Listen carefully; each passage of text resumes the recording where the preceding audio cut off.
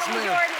Oh my God! I watched the movie and I immediately called my producers and said, "Get him on the show as soon as we possibly can." Your performance is brilliant in it. Thank you so much. And you're getting like crazy. I'm just going to read some of them. If you have not seen Fruitvale Station, I urge you. It's not only a great movie and well done, but it's an important story that was told. The film has won Grand Jury Prize and Audience Award at Sundance, Best First Film at Cannes Film Festival, one of AFI's top 10 films of the year, Best Film, First Film at the New York Film Critics Circle, Producers Guild of America, Stanley Kramer Award. You have won Breakthrough Actor. It is, congratulations to you. What a year you're having.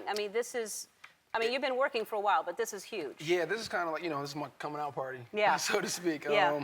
It started in January at Sundance Film Festival, and we won that. And that was honestly my biggest expectations, for the film. I'd never been to a film festival before, so I was really kind of nervous to kind of see how it would go. Yeah. And, for that film to take me to Cannes and, around the world to Dubai, and now I'm sitting here, talking to Ellen. It's kind of cool. I'm honored to be sitting here with you.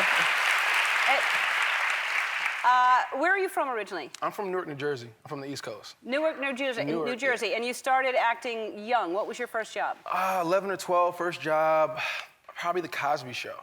I was an extra, and it just kind of snowballed from there, onto The Wire, and Yeah, you were on The Wire and Friday Night Lights. Friday Night Lights, and All My Children. All My Children, I was yes. on soap for a while, so that was fun.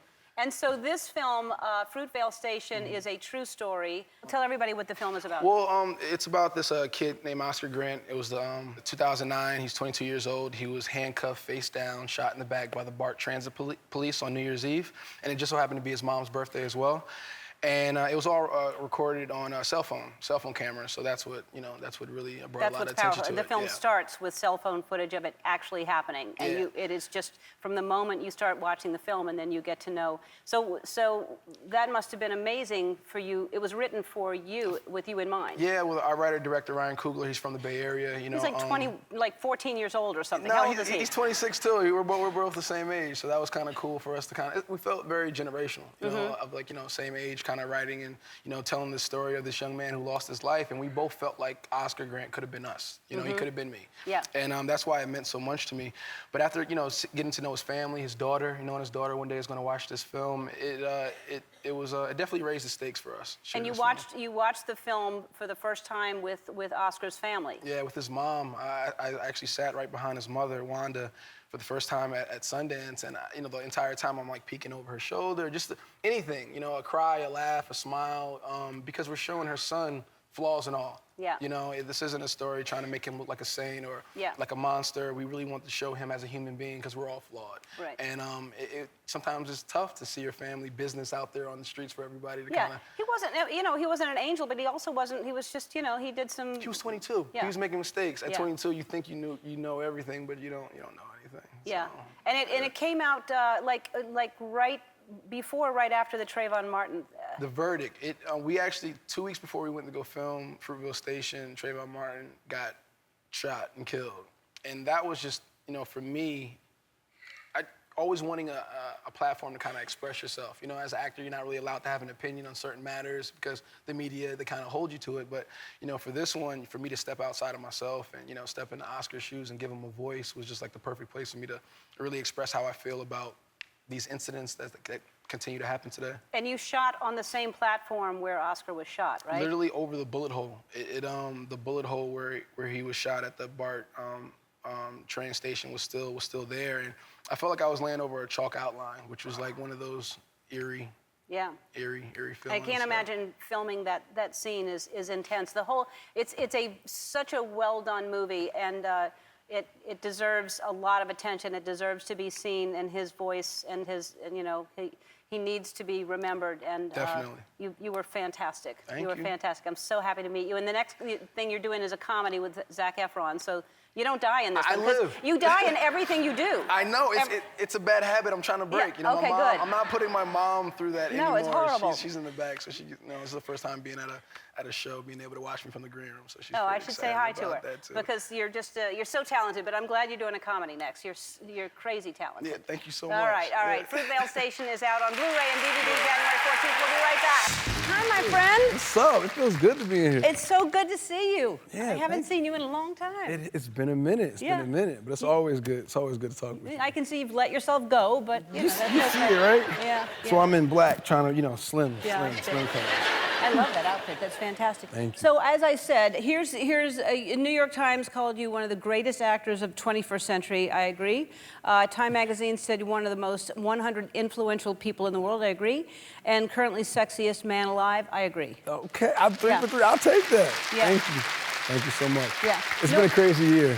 Yeah, it's been a crazy year. But you do look really good. Did you, please tell me that you at least gained the quarantine 15 like we did? I did like a quarantine 10.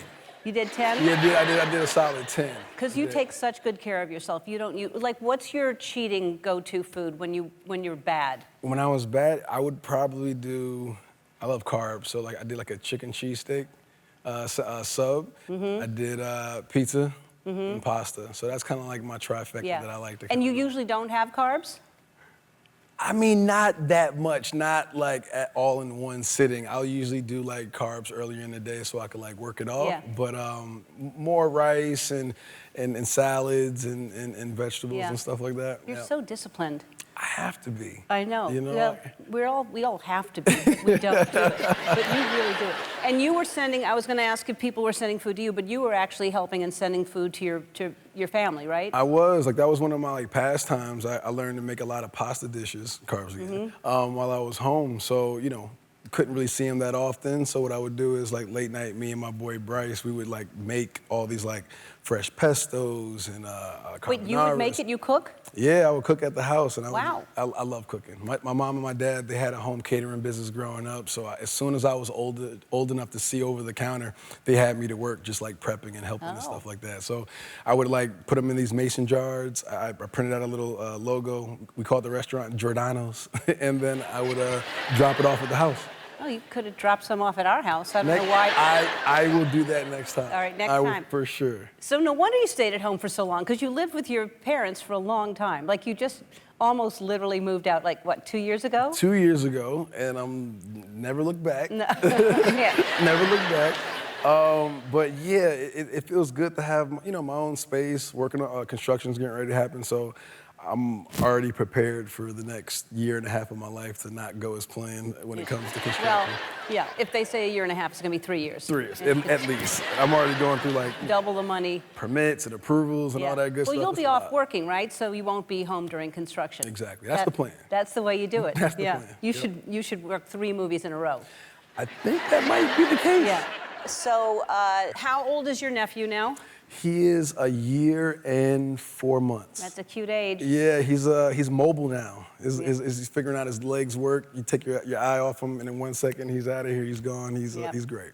That actually probably is a good thing for you that you have a nephew, because your mother probably was pushing for somebody to have a kid. He bought me some time. So Lennox definitely gave me a little break there. But your dad's name was Michael A. Jordan. Yes. You're Michael B. Jordan. So then your son will be Michael C. Jordan. I am breaking that cycle right there. Really, you're not going to do? It's too much. It's like the pressure I had to live up to, my dad's name. Yeah. And I'm not gonna put that on my kid. No, I'm gonna give him his own identity. Oh, that's sweet to think of that. Yeah, he's Very got sweet of to you. walk his own shoes. All right, so here you are on the cover of a Men's Health magazine, and it looks like waves are coming in. I'm assuming sand was in your pants a lot. Yes, that looks great. Actually getting the shot, like we had to wait for the waves to come every time. There's a lot of sand everywhere, actually. Yeah. Because inside, that's not a calm. That's like, you're like, there's sand in my crack. There's sand, Yeah. and the water wasn't as warm as it looks. No. No. So here's, okay, you're doing a handstand, and now I would think that you could do a handstand, but is someone holding you up? Someone's holding you up. Yeah. Who's holding you up? It was about 3 people holding me up on that one, Okay. to be perfectly honest. I had to be fair. Still very brave, because no one looks good upside down. And the older you get, when you're upside down, gravity in your cheeks, it's not a good look to be upside. I don't know who came up with that idea. I mean, I blame Leo, actually, the photographer. Leo insisted on me taking that shot. Well, it's good. But here's what I was really impressed with. You working out, and everyone knows how strong you are, but you're underwater. Is this in the ocean or a pool? This is the ocean. The ocean. This is in the ocean, With, yeah. what is that, a rock? Yeah, we found these stones that were, laying on the bottom of the ocean, and I saw these workouts that these surfers actually do to kind of work on their conditioning and their breathing and stuff like that, and they'll carry these stones in the water. So I was like, why don't we just recreate that? Running, or what were you doing with them? Were you jumping out of the water with them, or just running? Just running on those. I mean, just to get air, I would have to jump up to the surface just to get a breath, and then go back down, and we would try to find the right framing. So this was probably one of the toughest exercises that I think I've ever done, because you're in the ocean, you got fish and sea urchins and random things. I know when I'm in a pool and you get like a random hair or something touches you, you just start to freak out a little bit. Yeah. But in there you got seaweed and all types of crazy stuff, but it was cool. What kind of pool are you in that there's random hair? Well, or a leaf or something like that, I think. Okay, all right. I don't know where you're swimming. Not only are you getting ready to shoot Creed 3. Yes, ma'am. But you are directing. I am. I mean, you've never directed before? I've never directed a film before, maybe little commercials or little spots here and there, but this is the first time that I'm really getting, behind the camera in a big way to do my first, What a huge undertaking this is. Yeah. How do you feel? I'm excited. I'm not really nervous about it. It's a character that I know. It's a world that I know. It's the first time I'm playing, a character 3 times. And it's a story. I've been daydreaming about it for such a long time, since the first Creed, that there's seeing what's been in my head on the page now and actually bringing everything together. It's like a pretty cool feeling. Where are you shooting? We're shooting hopefully Los Angeles, maybe Atlanta, but we're it's kind of a LA story this time around. So And you've prepped for it obviously already? we're still prepping. We're still in prep. We start November. We start in November. So right now I'm in soft prep, but we're prepping. Fantastic. I know Twitch is, as we all are, a huge fan. Absolutely. Twitch, what kind of questions you got for Michael? Yeah, I wanted that because, man, we've been following the journey, and everything that you're involved in, your production company is involved in, seems so intentional. So I just wanted to know, how much legacy, how much you think about legacy when you're thinking about what projects to take on and which direction to take. Oh man, first of all, thank you. But yeah, legacy is big for me. We're on this earth for a short amount of time, and always wanting to do things that, that leaves the world better than it was when I got here. A blueprint. Doing things that matter, that say something, but also fun. Sometimes, you got to hide the medicine in the food on certain things and certain projects. So, the movies that I play in or produce, creating projects for other talent, it's you're defined by who you help, who you put on. So that's something that I've always kind of taken into consideration also. So it's cool. Bless you. Thanks, man. I hope you guys enjoy this one. It's gonna be good. I can't wait to see. It's going to be so good. We have more with Michael after this. Yes, he's excited to play the game. I am. All right. What you do, it's a really difficult game. I ask a question, and you hit the button and answer. Yes. No what? It's not that. It's you answer, and then you hit the button. Got it. It's been that long since we played. And I've corrected every single person. Answer and then hit the question, hit the buzzer. But Okay. It really doesn't matter anyway. But here we go. What's the scariest thing you've ever tried to do? Scariest thing I ever tried to do, sing in public. Did you do it? No. Well, then you haven't tried to do it. I tried to do it, but I didn't fully I didn't commit. Was it like a karaoke thing? It was like a play type thing, not Broadway, but like a high school play type thing. Yeah, I see. Okay. yeah. So you're saying you don't sing? I do not sing. Okay. Well. Okay. Do you want to sing right now to redeem yourself? No. Okay, fine. I can't think of what I've done that's the scariest thing I've ever done.